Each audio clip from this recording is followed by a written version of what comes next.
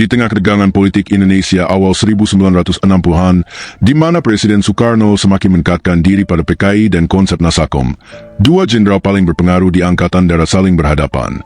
Bukan di medan perang melawan musuh luar, melainkan di balik meja kekuasaan, Letnan Jenderal Ahmad Yani, flamboyan dan loyalis istana, versus Jenderal Abdul Haris Nasution, puritan, keras, dan anti-komunis garis keras. Perselisihan mereka bukan sekadar gosip elit militer, melainkan retakan struktural yang melemahkan pertahanan internal ada tepat di ambang badai G30 SPKI. Persaingan ini bukanlah cerita hitam putih pengkhianatan pribadi semata. Ini adalah kisah ambisi, perbedaan visi, manipulasi kekuasaan, dan bagaimana divide and rule Soekarno menciptakan dualisme yang mematikan. Investigasi sejarah menunjukkan, konflik ini bukan hanya mempercepat keruntuhan Orde Lama, tapi juga menjadi salah satu faktor yang dimanfaatkan dalam peristiwa berdarah 1 Oktober 1965.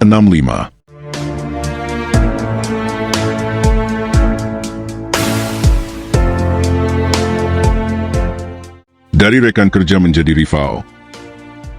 Awalnya, hubungan antara Letnan Jenderal Ahmad Yani dan Jenderal Abdul Haris Nasution terjalin harmonis, bahkan bersifat mentor-murid yang produktif. Nasution, sebagai Kepala Staf Angkatan Darat, KSAD, yang visioner dan arsitek konsep dwi-fungsi ABRI, melihat potensi luar biasa pada Yani sebagai perwira lapangan yang brilian dan karismatik. Yani, lahir di Purworejo pada 1922, membangun reputasi lewat prestasi tempur nyata. Ia sukses memimpin operasi 17 Agustus pada 1958 untuk menumpas pemerintahan Revolusioner Republik Indonesia, PRRI, di Sumatera Barat. Pasukannya merebut Padang dan Bukit Tinggi, melumpuhkan basis pemberontak dengan operasi gabungan yang melibatkan AD, AL, dan AU. Keberhasilan ini tak hanya memadamkan separatis, tapi juga menjadi fondasi karir cepat Yani. Sebelum itu, Yani telah membentuk pasukan khusus Banteng Riders untuk melawan Darul Islam Tentara Islam Indonesia, TITII, di Jawa Tengah pada awal 1950-an. Pasukan elit ini terkenal dengan taktik gerilya dan keberaniannya, yang kemudian juga dikerahkan dalam operasi lain. Prestasi ini membuat Yani naik pesat menjadi Deputi Nasution di Markas Besar Angkatan Darat, setelah kembali dari pendidikan di Command Engineer Staff College, Fort Leavenworth, Amerika Serikat, 1955 hingga 1956. Ia sempat menjabat asisten logistik dan wakil KSAD bidang organisasi dan kepegawaian. Nasution mempercayainya untuk memimpin saat ia berada di daerah operasi. Namun, kedekatan Yani dengan Presiden Soekarno mengubah dinamika itu secara drastis. Selama persiapan kampanye pembebasan Irian Barat Trikora, Yani ditunjuk sebagai Kepala Staf Komando Operasi Tertinggi, KOTI, pada awal 1962. Ia berkantor di istana, berinteraksi langsung dengan Soekarno, dan memimpin rapat-rapat strategi bersama Wakil Panglima Besar Nasution serta Panglima Mandala Maijen Soeharto. Gaya hidup Yani yang atraktif, atletis, gagah, berpendidikan barat, dan mampu bergaul dengan lingkaran istana yang penuh glamor, dansa, serta pergaulan elit, membuatnya cepat menjadi favorit presiden. Soekarno melihat Yani sebagai operator yang adaptif, tidak sekaku Nasution dalam menghadapi dinamika politik Nasakom. Puncak perubahan terjadi pada 23 Juni 1962. Soekarno mengangkat Yani sebagai Menteri Panglima Angkatan Darat, setara KSAD, dengan pangkat Letnan Jenderal, melangkahi beberapa perwira senior. Sementara itu, Nasution dinaikkan ke jabatan Menteri Koordinator Pertahanan Keamanan, Menko Hankam, merangkap Kepala Staf Angkatan Bersenjata, Kasat, posisi tinggi secara protokoler, tapi kehilangan komando langsung atas pasukan darat. Ini bukan promosi biasa, melainkan desain politik cerdas Soekarno yang khas divide and rule. Nasution, yang dikenal galak mengkritik korupsi dan kehidupan pribadi Soekarno serta pengaruh PKI yang semakin kuat, dianggap terlalu kuat dan berpotensi menjadi penghalang bagi konsep Nasakom. Dengan memisahkan otoritas, Soekarno mencegah Angkatan Darat menjadi monolitik dan terlalu independen. Hasilnya adalah dualisme kekuasaan yang kemudian populer disebut dua matahari dalam tubuh Angkatan Darat. Yani menguasai pasukan nyata, rantai komando operasional, dan loyalitas para pangdam yang ia ganti secara bertahap dengan orang-orang dekatnya. Nasution memiliki otoritas formal yang lebih luas di tingkat pertahanan nasional, tapi tanpa gigi langsung di lapangan.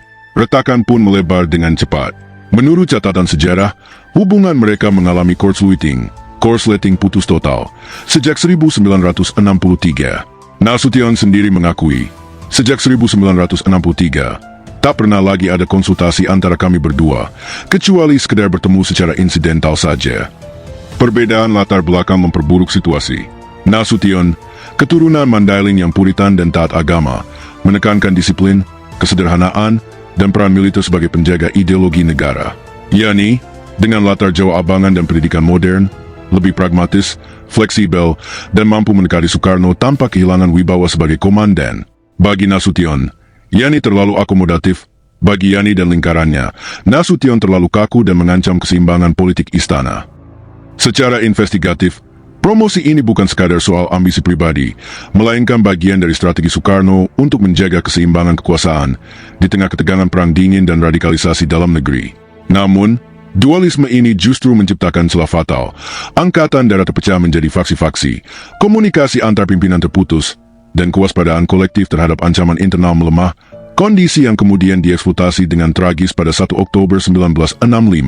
Perselisihan awal ini, yang dimulai dari kepercayaan dan berubah menjadi rivalitas struktural, menjadi salah satu retakan terdalam yang mempercepat runtuhnya Orde Lama. Benturan karakter dan gaya hidup. Nasution, keturunan Mandailing dari Sumatera Utara yang dikenal sebagai Muslim taat dan puritan, menjadikan kesederhanaan sebagai prinsip hidup dan kepemimpinan. Baginya, seorang perwira militer harus menjadi teladan moral dan disiplin, bukan meniru gaya hidup elit Jakarta yang glamor dan boros di tengah kesulitan ekonomi rakyat. Ia anti terhadap kemewahan, korupsi, dan segala bentuk penyimpangan yang dapat merusak citra Angkatan Darat sebagai penjaga negara. Nasution dikenal keras, intelektual, dan teguh pada ideologi militer yang ia bangun sendiri, termasuk konsep duifungsi ABRI.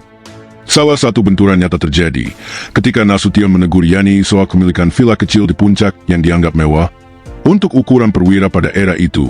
Menurut catatan Nasution sendiri, ia pernah menyampaikan ketidaksenangannya. Satu-satunya hal yang kurang saya senangi padanya, sehingga tempo-tempo saya tegur, ia tak mengikuti filsafat saya tentang kesederhanaan.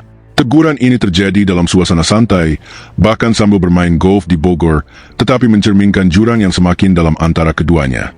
Bagi Nasution, villa itu bukan sekadar tempat rekreasi akhir pekan, melainkan simbol penyimpangan dari etos militer yang seharusnya sederhana dan dekat dengan rakyat.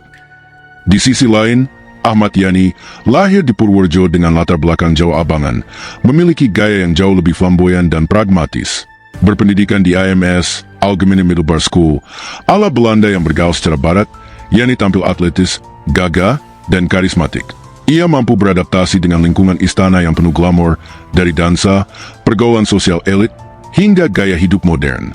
Yani bisa meladeni Soekarno dalam pergaulan pribadi, tanpa kehilangan wibawa sebagai komandan lapangan. Pendukungnya, seperti legend Saidiman Suryo Hadiprojo, perwira pembantu dekat di Mabes AD, menjelaskan perbedaan ini secara budaya.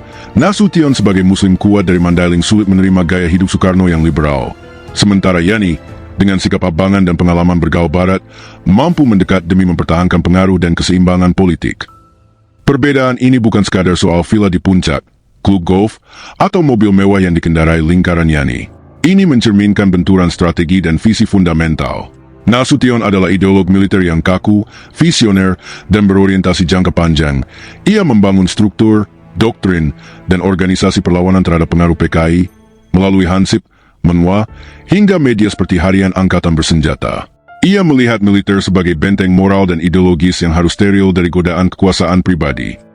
Sementara Yani lebih sebagai operator lapangan yang adaptif, seorang field commander brilian yang pragmatis dan fleksibel. Ia memilih pendekatan dari dalam untuk menjaga loyalitas kepada Soekarno, sambil berusaha meredam radikalisasi PKI, meski hal ini dianggap terlalu akomodatif oleh kubu Nasution. Gaya hidup glamor Yani dan beberapa perwira dekatnya juga menuai kritik dari perwira menengah yang hidup sederhana, memperlebar jurang antara kubu Yani, lebih istana-oriented, dan kubu Nasution, lebih puritan dan kritis. Secara investigatif, benturan karakter ini bukanlah konflik pribadi semata, melainkan cerminan dinamika kekuasaan era Nasakom. Soekarno dengan cerdik memanfaatkan perbedaan ini untuk divide and rule. Nasution yang terlalu kritis terhadap PKI dan gaya hidup istana dianggap ancaman. Yani yang lebih mudah diajak bergaul menjadi pilihan yang aman untuk mengendalikan Angkatan Darat. Hasilnya adalah fragmentasi yang dalam, komunikasi antar pimpinan terputus, loyalitas terbelah, dan kewaspadaan kolektif terhadap ancaman internal menjadi tumpu, kondisi ideal yang kemudian dimanfaatkan pada malam tragis 30 September 1965. Benturan ini mengajarkan pelajaran tajam. Di balik seragam yang sama, perbedaan karakter dan nilai dapat menjadi senjata mematikan ketika dieksploitasi oleh politik tinggi. Bukan hanya soal siapa yang benar, tapi bagaimana retakan kecil dalam kepemimpinan dapat mengundang badai besar bagi institusi dan bangsa. Isu politik yang membara, sikap terhadap Soekarno dan PKI.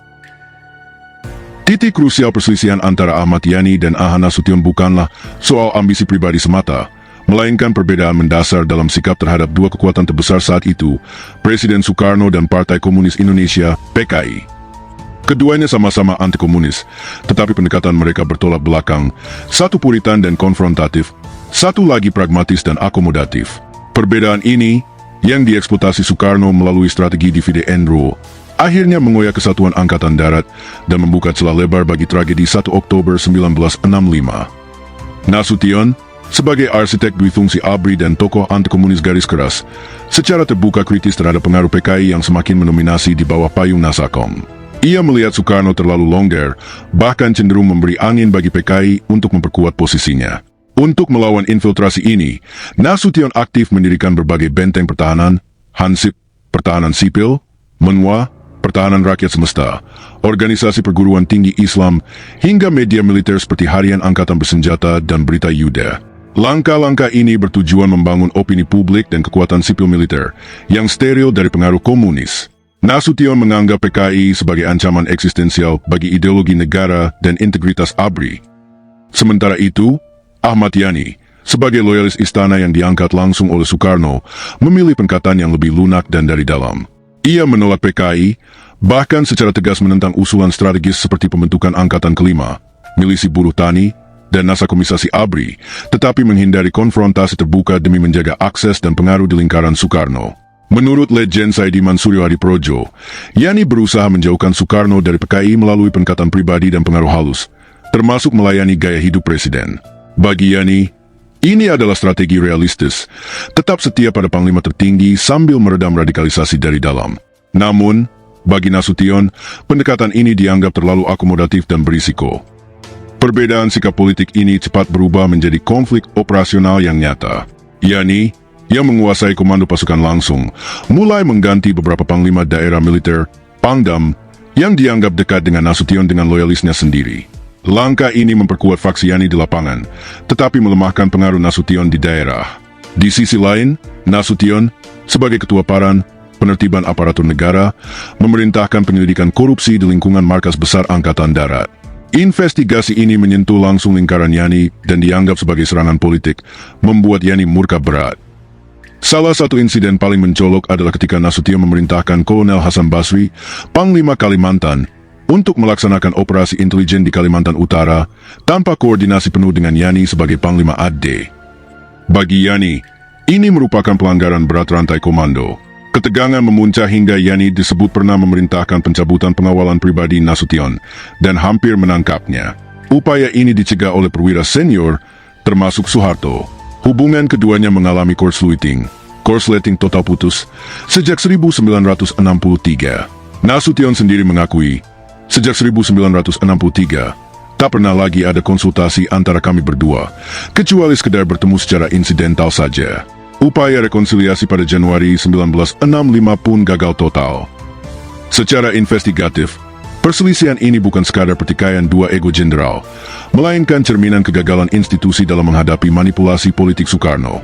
Dualisme kekuasaan yang sengaja diciptakan, faksi Yani, loyal istana, versus faksi Nasution Soeharto, lebih kritis, membuat Angkatan Darat terpecah dan kewaspadaan kolektif terhadap ancaman internal menjadi tumpul. PKI dan elemen radikal di dalam militer melihat peluang emas di celah ini. Ironisnya, meski berbeda pendekatan, keduanya sepakat soal bahaya PKI. Namun, retakan itu sudah terlalu dalam untuk ditambal. Benturan politik ini menjadi pelajaran tajam, ketika pemimpin militer terpecah karena perbedaan strategi menghadapi kekuasaan sipil yang otoriter, institusi negara menjadi rentan terhadap infiltrasi dan manipulasi. Perselisihan Yani Nasution bukan hanya mempercepat runtuhnya Orde Lama, tapi juga membuktikan bahwa fragmentasi internal lebih mematikan daripada musuh eksternal. Mengapa ini penting? Investigasi ke akar tragedi. Secara argumentatif, perselisihan ini bukan penyebab tunggal G30S, tapi katalisator krusial. Ada terpecah, faksi tengah Yani yang loyal Soekarno versus faksi kanan Nasution yang lebih keras. Dualisme ini menciptakan celah yang dieksploitasi. PKI dan elemen progresif revolusioner di militer melihat peluang untuk membersihkan jenderal anti-komunis dengan Yani sebagai target utama karena posisinya. Nasution selamat secara dramatis pada 1 Oktober 1965, sementara Yani dan 5 jenderal lainnya tewas. Ironisnya, setelah tragedi, Ibu Yani disebut jatuh pingsan di hadapan Nasution dan menyesalkan korsleting hubungan keduanya. Jika kompak, mungkin sejarah berbeda. Ini mengajarkan pelajaran tajam tentang bahaya fragmentasi kekuasaan militer di tengah turbulensi politik. Soekarno berhasil menjaga keseimbangan sementara dengan membagi AD, tapi retakan itu justru mempercepat kehancurannya sendiri. Di era di mana polarisasi kembali mengancam, kisah dua jenderal ini mengingatkan, persatuan institusi negara bukanlah kemewahan, melainkan keharusan survival. Perselisihan Yani Nasution bukan dongeng lama. Ia adalah cermin bagaimana ambisi pribadi, perbedaan ideologi, dan manipulasi elit dapat mengorbankan ribuan nyawa dan mengubah trajektori sebuah bangsa. Sejarah tak sekadar catatan masa lalu, ia peringatan bagi masa kini.